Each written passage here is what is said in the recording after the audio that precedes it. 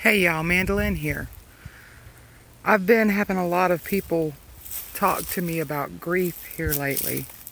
And this morning while I was listening to the reggae show that I enjoy every weekend, Reggae Redemption Radio with the night nurse Kimberly, you can find it on 98.7 Modern Rock if you are in the southeastern North Carolina area. And if you are not, feel free to go online to modernrock987.com, and there's a listen live option every Sunday from 10 until 12. Definite renewing healing. But it came to me that dealing with grief and dealing with death is like this vine growing on the tree. You can see there's vines going pretty much all the way around this tree. Here's a very old one going up. Well, dealing with death is like these vines. You can see before that I've trimmed in the past, and you see some of the vine is wilted and no longer viable, but you also see going next to that, okay, you see the healthy vine. Now, if I were to cut this off down here at the ground, right here at the base, okay, the root below would still exist. But the vine going up starts to wilt and wither. And that's what happens when that energetic cord that connects a soul to the energy in that life.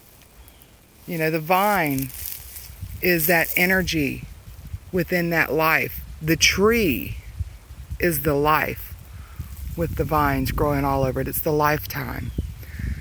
So if we clip that and it wilts, then it'll take some time for that vine that's going up the tree to die out, to wilt, to diminish.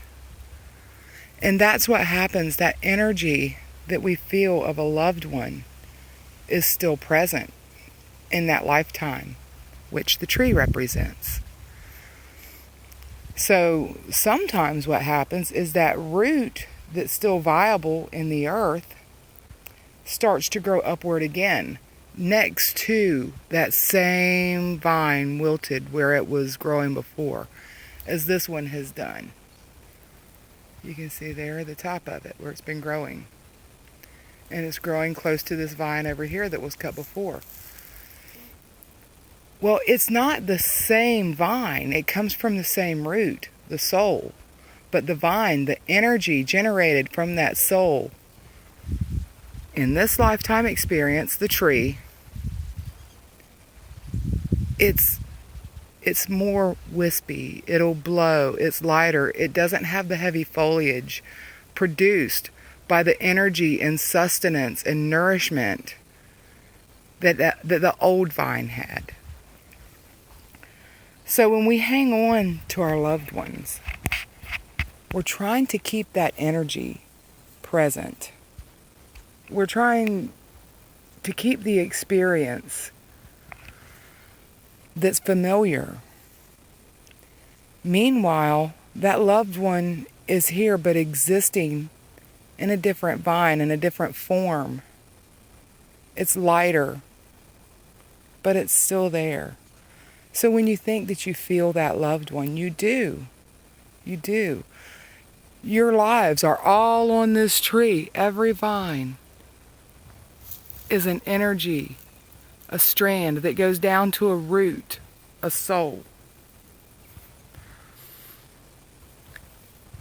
And so it's still present in your lifetime. And when it does wither and decay away, it provides nutrients for the other vines there. So it keeps on giving. It's still ever present. Now, another interesting observation. Sometimes you can cut a vine and it just continues to grow on the tree. The lifetime stays involved. The tree is the sustenance. Such a generous and abundant source of love energy. so it continues to grow and participate in the process. But if you have a vine that's growing on a fence post, for example, that is not connected to the cycle of the earth, so it can't give any sustenance. So this is an interesting observation. I hope that it gets you guys to thinking. And if you're missing somebody, if you've just experienced a loss, trust me, I understand the grief so well. And I don't take anything away from that. But what I'm saying is, know that even if they're not there physically in your space, they're there energetically, and they always will be. Because the remnants of what was are now nurturing what grows. And enjoy the pure, unselfish love of that.